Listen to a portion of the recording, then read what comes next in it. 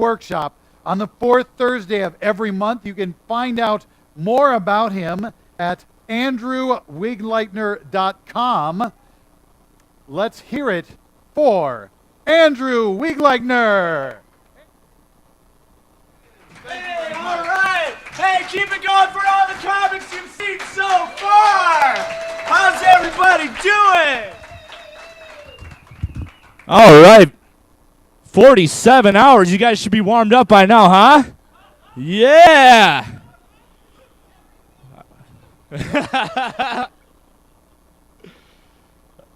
It's getting nice out, huh? I was helping my dad clear out some brush recently, and he rented a wood chipper, and there's an emergency kill switch on the chipper that you can hit in case somebody gets caught in it to turn it off. So my dad and I decided that we should have like a special phrase, like a code word to let the other guy know in case that happens. And this is what we came up with.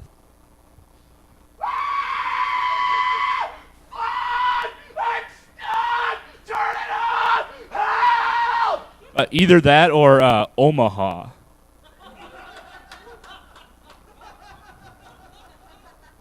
Because, like, you know, from football and shit, one time I was at this comedy competition, and I was hanging out afterwards with one of the other guys, one of the other comics, and the owner of the club. And the owner goes to my friend, and he's like, man, you are so original. I love your unique style. You're amazing. You're hilarious. Just keep it up. Don't ever change. And then he looks at me, and he goes, and you, where did you get that jacket?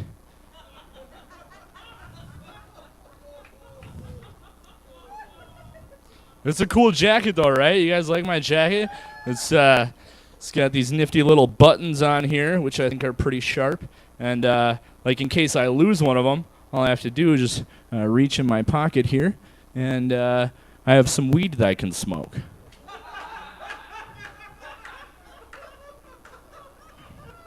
So that way I don't get sad about the whole button situation.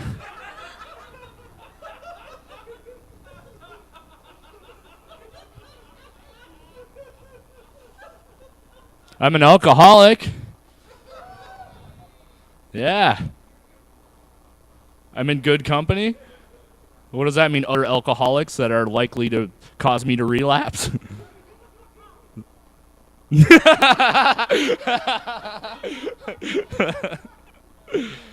Like, most people drink because it enhances their social skills, right? And, like, that works for me. Drinking enhances my social skills, but for me, it only works for, like, a 5-minute window of time. You know, like, people will come up to me and they'll be like, dude, you were so fucking hammered last night. You made such an ass out of yourself. And I'll be like, yeah, but did you see me between 2:42 and 2:47 p.m.? I was quite charming.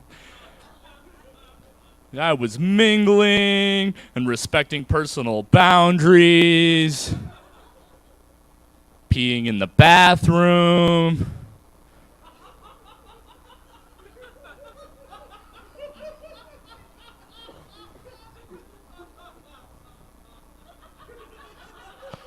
I think you two really have been here the whole fucking time. You're just, like, delirious. Have you slept at all? What, are you on drugs? Can I have some of them? We'll talk about that later. But I quit drinking, though. I've been sober for 4 years, but I still smoke weed. You know, so it's like some people say it doesn't count. They're like, well, you're not really sober if you still smoke weed. But I don't think that's fair. Like, I don't think you could even compare drinking alcohol with smoking marijuana. Like, I've never shit my pants from smoking too much weed before.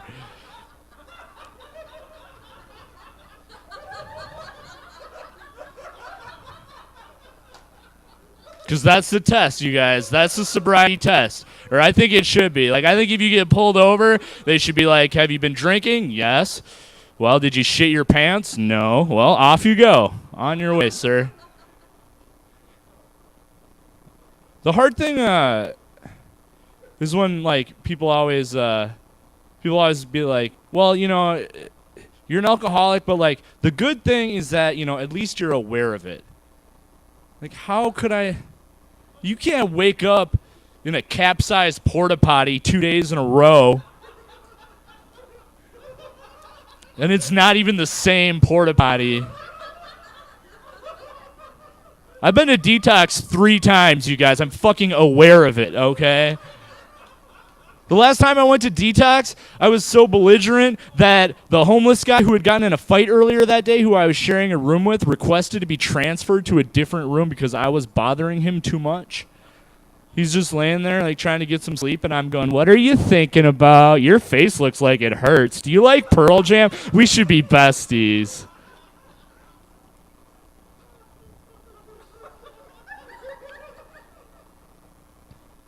I am.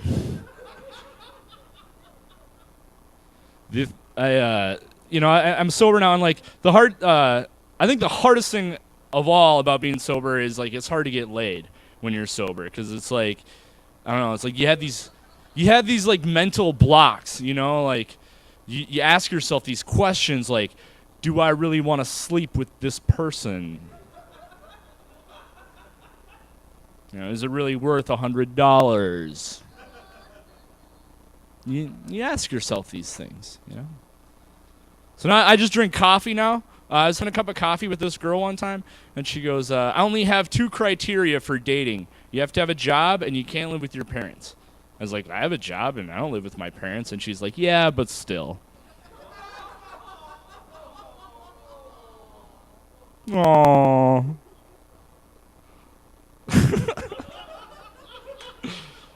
It's like not even my saddest joke. Told a girl I was in love with her one time. She goes, you don't know what love is. And that made me really upset. And it wasn't just because of the rejection. It was the fact that she stole that line from Forrest Gump. I was like, oh yeah, well, life is like a box of chocolates. See, I can quote movies too. And then I asked her out on a date, and she said no. And I was like, you're killing me, Smalls. And I tried to give her a hug, and she's like, get your hands off me, you damn dirty ape. And then, okay, I'm definitely not going to do the next tag for this joke. I usually do another one, but it's less funny than the... No, No, that's not necessarily true. I've noticed that. Sometimes you don't laugh at all. Sometimes you laugh for, like, way too fucking long, and it kind of weirds me out a little bit. That's the read I'm getting on this audience.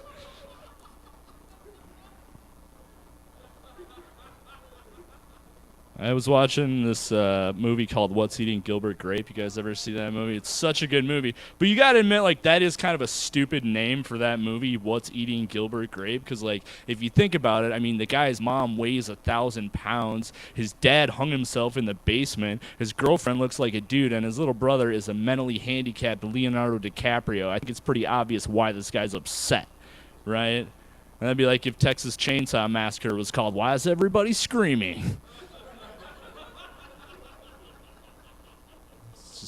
Just the wrong name. It's on. I was watching this one show. It's called Deadliest Warrior. You guys ever see that show? That show about who would win in a fight between different historical warriors. It's awesome. They had this. I was watching. They had this Japanese samurai weapons expert on the show who said that the samurai sword was the deadliest weapon ever created by mankind. But I gotta think that if you'd ask most Japanese people.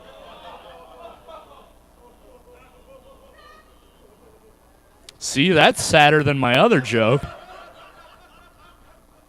The other one, I just got shot down for a date. Millions of people died in the other one. We're gonna at the end of my set, we'll all vote on which joke is the saddest. I like to watch wrestling. That's fun, pro wrestling. But I think the thing I noticed about that is like if pro wrestling was real, I don't think that the announcers would be like so carefree and whimsical in their reactions, you know? Like I was watching, I saw a guy get hit over the face with a metal chair, and the announcer just goes, well, looks like he's going to be eating soup for the next couple weeks. What the fuck? I want to see an NFL announcer react that way, you know? Some guy's getting hauled off in a stretcher. I sure hope he likes shit and blood. Ouchie, wah-wah. I hope that man's an organ donor because he's going to die.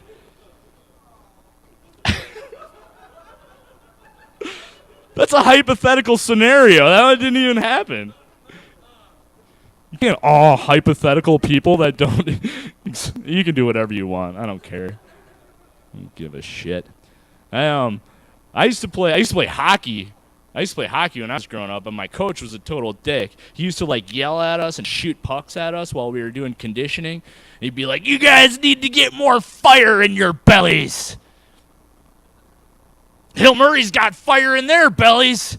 You need to get more fire in your bellies than they got in their bellies." Turns out he just had really bad acid reflux disease. And now he's dead.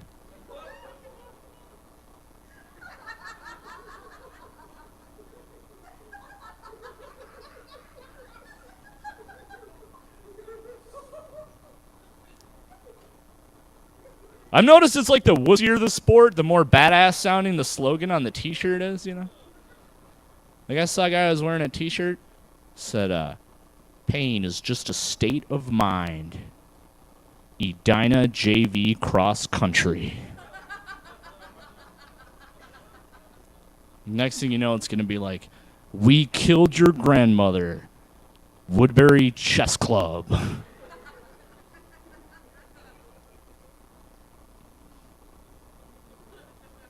I'm a bartender. I used to work at this place called Rock Bottom Brewery.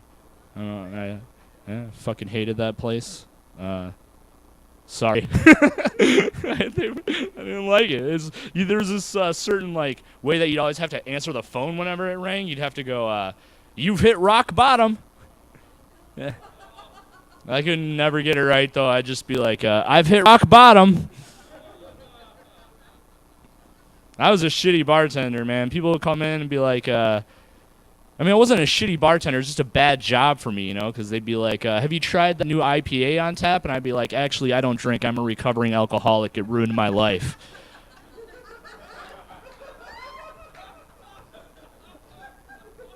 They're like, "We're going to go to a different bar." I was like, "You should."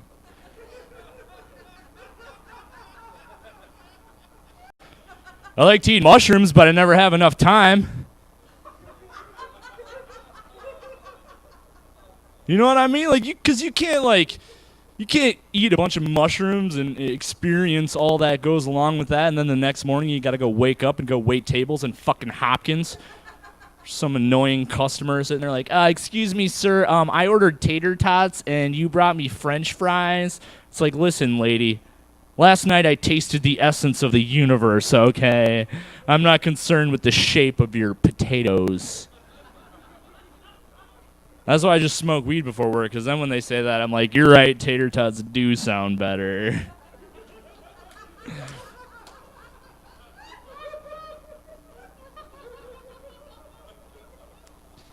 Had this one lady come in to my restaurant, and she goes, "Excuse me, sir, I worked in the catering business for 25 years, and this is the worst grilled cheese sandwich I've ever seen." I'm like, "You ordered that off the children's menu. You paid $4 for that. And also, what kind of hillbilly weddings are you catering? Your fucking grilled cheese sandwich wedding catering service."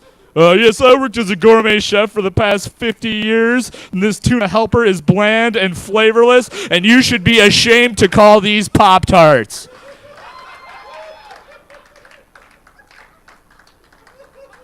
Get the fuck out of here with that shit. The only customers who come into my restaurant who I hate more than adults who order off the children's menu are children.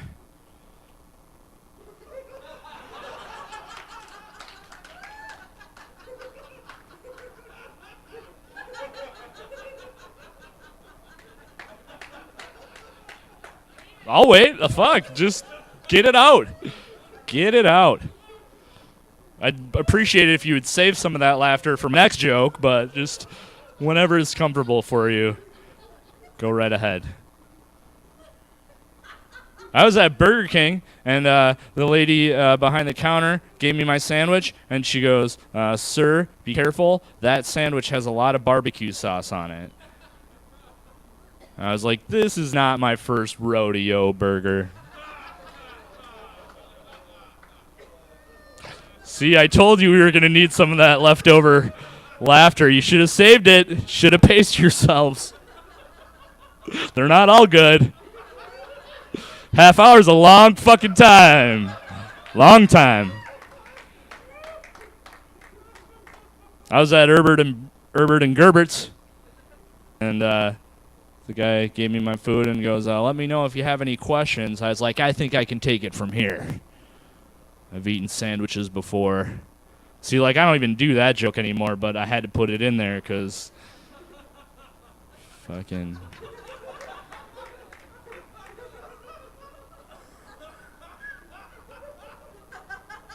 I'm a server now, but I started out working in the sub shop, you know, and the customer came in, and I went to make the guy a sandwich, and he goes, are you going to wear gloves while you make that? I was like, are you going to wear gloves while you eat it? The fuck makes you think your hands are cleaner than mine? I work in a sanitary kitchen environment. You just came in here from the dirty outside world. And furthermore, you think me wearing gloves make me less likely to stick my finger into my own butthole? Where are you going? You can't get up and leave on the finger in the butthole joke. It'll destroy my confidence. I think that's the saddest joke right there. It's just me at work just sticking my finger right up my own asshole.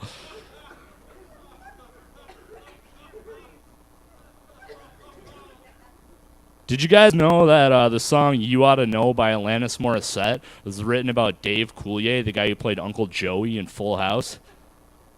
Yeah? Full House is back on Netflix now, so this joke is finally topical.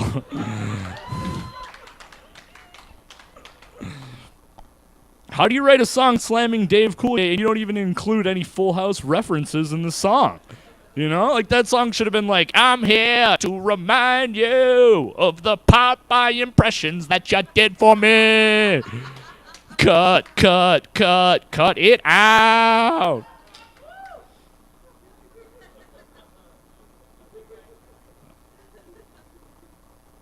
I have a joint you can smoke. It won't help with the breathing, but you'll just have a better outlook on the whole situation.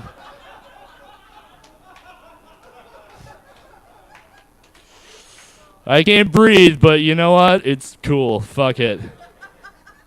I don't even care. I like that finger in the butthole joke. I like to listen to Outkast, but I never know what they're talking about in their songs. You know? Like, really? Get the fuck out of here. All right, well, I'll try to... I guess I did do a lot of just rambling and shit, huh? I was watching porn the other day.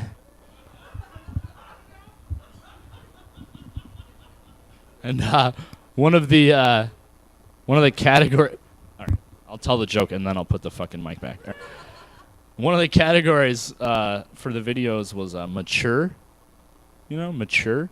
And so I clicked on one of the videos, and is this old lady having sex with like 4 or 5 guys. I'm like, oh yeah, real mature. All right, thanks a lot, you guys. You've been a lot of fun.